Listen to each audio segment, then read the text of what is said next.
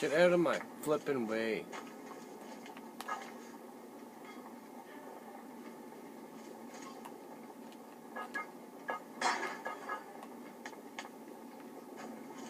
Okay, I'm going. Hey.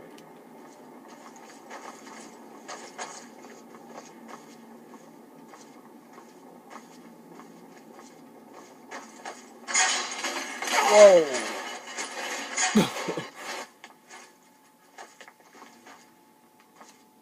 I forgot about that thing.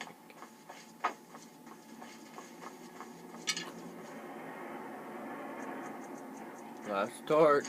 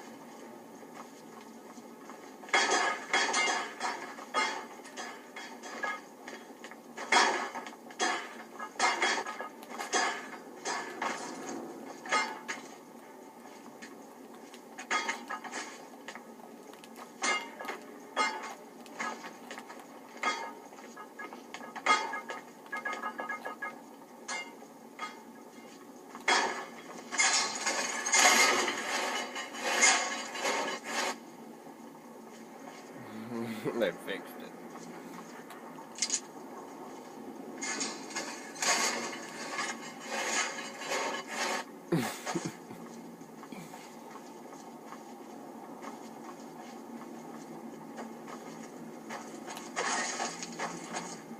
No more torches.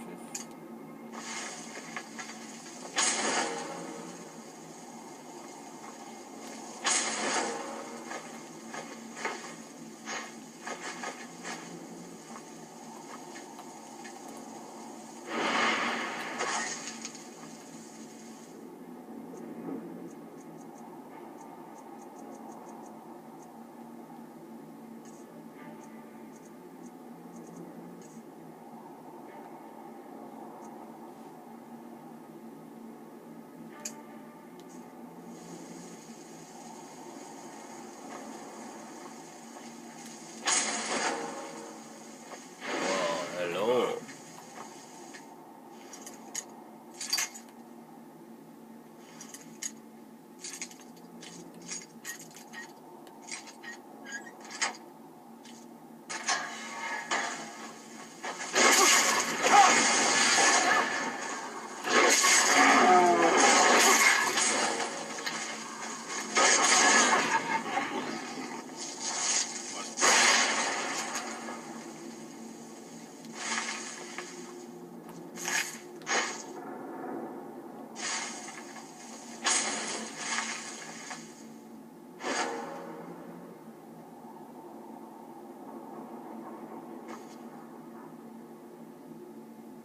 Good shooting there.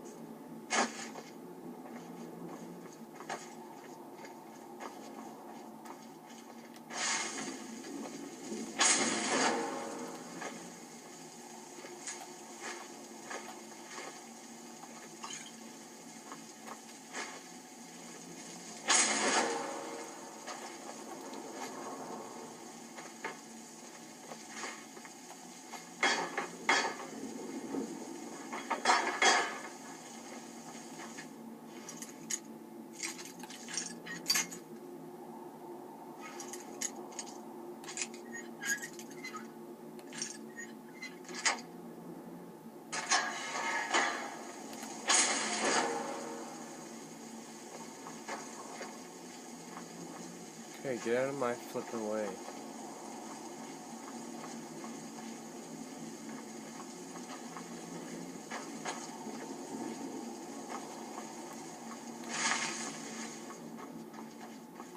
I need to sit down here for a sec.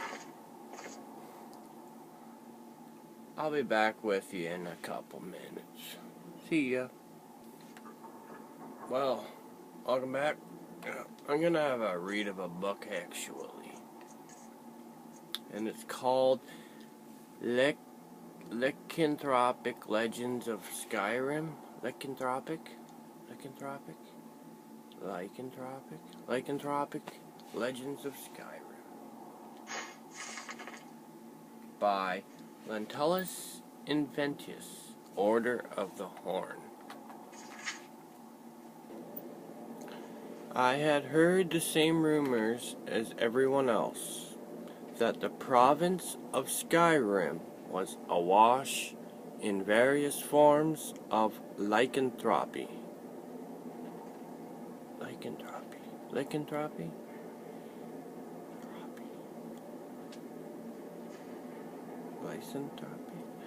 I had studied werewolves for some time, and was keen to see if these rumors of werebears were actually substantiated.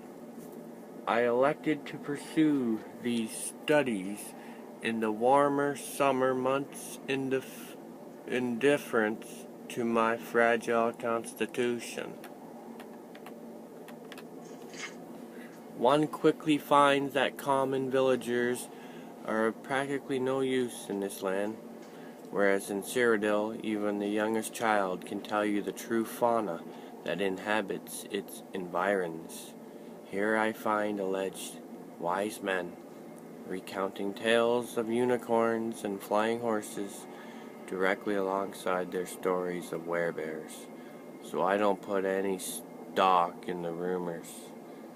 They certainly have their traditions for warding off werebears, certain plants and ceremonies, but nobody can attest to even having seen one firsthand, much less possess any sort of artifact. Everyone has a cousin or a friend who saw one once, but when pressed, these stories fall apart. I don't wish to completely discount these stories, but I also must conclude that they may have spun out of some wild retelling of a particularly vicious but mundane bear. Legends can take a life of their own, particularly when there are grains of truth, as here we have the very real threat of werewolves. I worry that by spreading stories of a potentially false, or at least rare, beast, people may begin to discount the threat that real beasts pose. But if Skyrim's people choose to lead a backwards life, shrieking at shadows and clouds, I will not stop them. The werewolves of this land are a curious sort, at least the legends of them. Given the Nord flair for bravado, I had expected to see werewolf pelts lining walls in the cities, werewolf heads on pikes, that sort of gaudy show. Instead, few people in civilized society ever mentioned them, and my questions were usually met with nervous stares, thinking that perhaps the common folk were simply more cowardly than I had been led to believe by my Nordic acquaintances in Cyrodiil.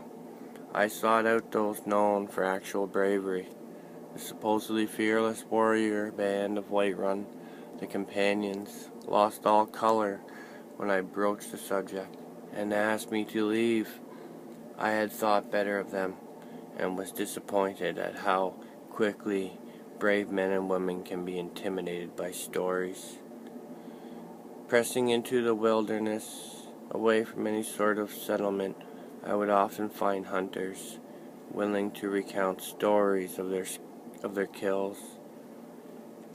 It was finally through one of them, a certain Karsten Hammerback, that I heard my first and unfortunately only verifiable stories of werewolves in the province, accompanied by pelts and claws to prove the killing. Just as I was thrilling to finding some actual evidence of the local beast, he got a wild, conspiratorial look in his eyes and began spinning tales of some band of werewolf hunters and their exploits in hunting down the creatures. I left him to mop his drool and continued my journeys. In the end, I regret that my trip to Skyrim did not prove more productive. If it is indeed true that their breeds of lycanthropes are distinct from and more powerful than our local ones, they could prove to be powerful allies in our conflict against influx of werevultures in Valenwood. If they have grown as great and terrible as my friend Galen asserts, they could soon threaten the interior of Tamriel. When the summer next crests, I plan to travel there for a better accounting of the winged cretins, so that I may make more fitting report to the council. Well, that's an old book.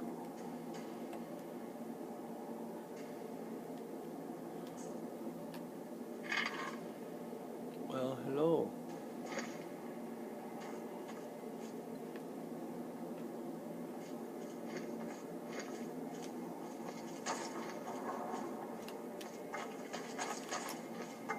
More stairs.